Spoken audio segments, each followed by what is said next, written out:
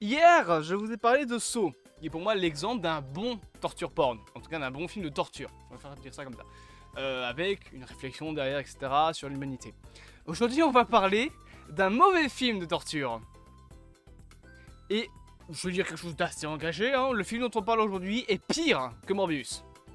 Parce que Morbius, au moins, il y a un semblant d'histoire derrière. Mais l'entièreté de la saga Destination Finale, c'est juste de la merde. Alors, peut-être que vous ne connaissez pas cette saga. Destination Finale, c'est une saga où des humains, pourtant ça ne veut pas être des animaux, évitent la mort grâce à une vision d'une personne, d'un des survivants, le personnage principal, le protagoniste. Et par la suite, on va voir les personnes qui ont survécu et qui n'auraient pas dû survivre, mourir petit à petit. C'est le principe de Destination Finale et c'est concrètement le résumé de toute la saga. Du 1 au 5, c'est exactement la même chose. Ce qui change, c'est la manière de mourir. Et ce film, enfin cette saga, est la quintessence de l'imagination de l'humanité pour faire mourir des gens en fait. Opération des yeux, accident de la route, accident de voiture, accident sur un pont, accident avec une opération des yeux, un enfant qui se fait écraser par une vitre. Il y a beaucoup de choses qui ont été imaginées dans cette saga. Et c'est l'exemple parfait du genre de film de torture que je déteste. Et Destination Finale 5, c'est le pire de tous.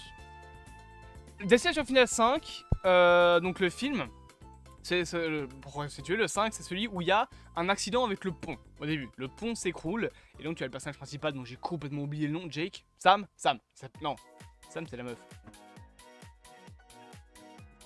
Vous voyez ? J'ai eu le film il y a 10 minutes, je sais déjà plus qui est le personnage principal. Tellement en fait on en a rien à foutre. Parce que le problème de ce film, c'est que j'ai rarement vu des morts aussi peu impactantes dans un film. Les destinations finales, c'est ça, c'est il y a un mort, enfin même pas, non, attendez, je vais aller plus loin, je vais vous résumer tous les films. Vision du personnage principal, on se rend compte que la vision était fausse, le personnage principal s'en rend compte aussi, il évite la mort à 5, 6, 7, 8 personnes au grand maximum, dans le 5 c'est 8 personnes.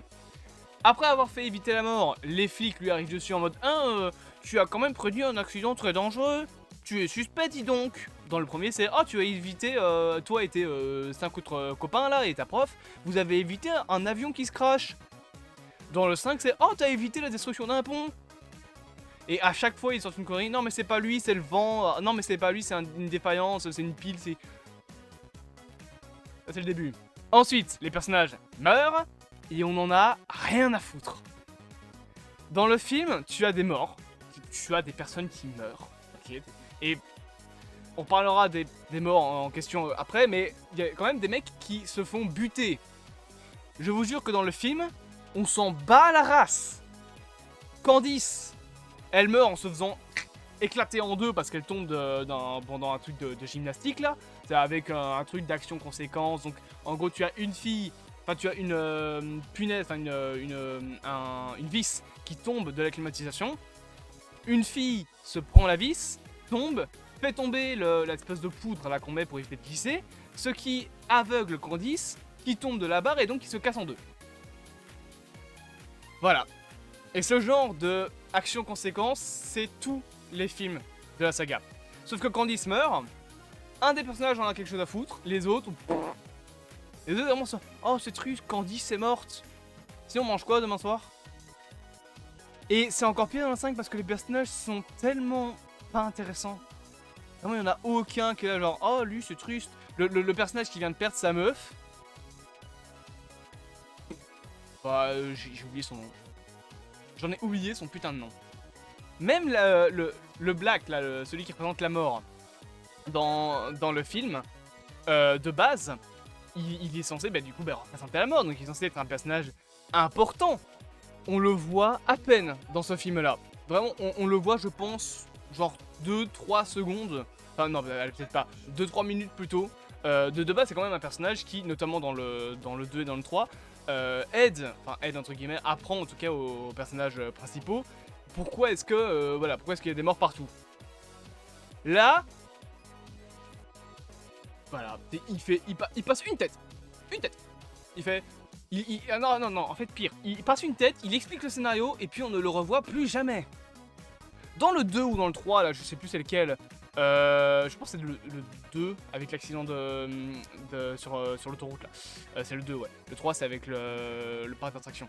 Mais dans le 2, au moins il est là un peu plus souvent. Il fait pas que juste qu'expliquer le scénario. Il est là aussi, déjà il explique un peu plus lentement, ce qui fait un peu plus durer l'histoire. Mais au moins, il prend son temps pour l'expliquer, le scénario. Il balance pas l'entièreté des 15 pages de script qu'il doit y avoir, parce que honnêtement, à part Meurtre et Sang, je pense qu'il n'y a pas beaucoup de choses qui ont été écrites pour faire ce film, en 30 secondes. Et le problème, vraiment, c'est que c'est comme ça dans tout le film. T'as des personnages qui meurent et on s'en fout. C'est qu'à un moment, t'as un mec qui se prend une putain de clé anglaise de cette taille-là en plein dans la gueule. Tout le monde s'en fout, genre on reparle pas une fois. Isaac, il est mort, c'est même pas si les personnages... Isaac, c'est le mec un peu pervers qui avec son téléphone a toujours appelé les films à puce. Ce personnage-là meurt, à part dire qu'il est mort, on s'en fout, on s'en tape. Tu veux pas avoir un peu de considération pour tes personnages? Enfin, déjà que t'en as mis 8. Si tu sais pas en gérer 2, c'est pas en gérer 8, quoi. Et alors, le pire avec tout ça, c'est qu'on pourrait se dire, oui, bah ça va être un divertissement avec des mecs qui meurent, et puis voilà, ça va être intéressant. Enfin, ça va même pas être intéressant, mais on s'en fout, c'est pour le divertissement, c'est pour voir des gens mourir. Le pire dans ce film, c'est que c'est même pas beau. Les effets spéciaux, ils sont dégueulasses. J'ai rarement vu un film avec des gens qui meurent où les effets spéciaux étaient tellement moches. Alors je sais pas si c'est l'effet 3D parce que le film était sorti en 3D qui fait que c'est ignoble, mais vraiment genre à la fin, tu as le seul personnage qui était censé survivre qui apprend qu'en fait la personne qui l'a tué, parce qu'il y a cette histoire de si tu tues quelqu'un alors que la mort te cherche, tu prends sa place et du coup tu survis. Sauf que là il avait tué en gros quelqu'un qui était victime d'un anévrisme. Et donc il pouvait mourir du jour au lendemain. Donc il se prend un bout de l'avion qui explose à la fin du film, qui est aussi le même avion que d'ailleurs au début du 1, dans la gueule et il explose. Et tu as son bras qui arrive dans l'écran. J'ai jamais vu un bras en CGI aussi dégueulasse. Les effets spéciaux de Morbius sont plus beaux. Je déconne pas. Les effets spéciaux de Madame Web sont plus jolis. Vraiment. Il y a un effet 3D dégueulasse. De toute façon, les films qui sont tournés pour être en 3D, c'est à chaque fois moche. Sauf si c'est Avatar. Donc voilà. Que retenir de cette franchise ?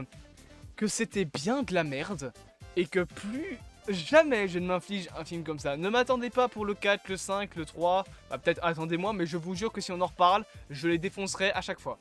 Destination Finale, c'est l'hécatombe du film d'horreur. Y'a rien, c'est de la merde. Voilà. Et encore, j'insulte les merdes, parce que des fois, un bon nanar, c'est marrant. J'espère que cette quand même petite vidéo vous aura plu. Bien évidemment, n'hésitez pas à vous abonner, à partager, à liker et à commenter. Et on se dit à bientôt, je suppose pas pour un film Destination Finale, j'ai quand même envie de garder mon esprit. Et voilà, j'ai envie d'être quelqu'un de plutôt heureux et de pas regarder des films de merde, quoi.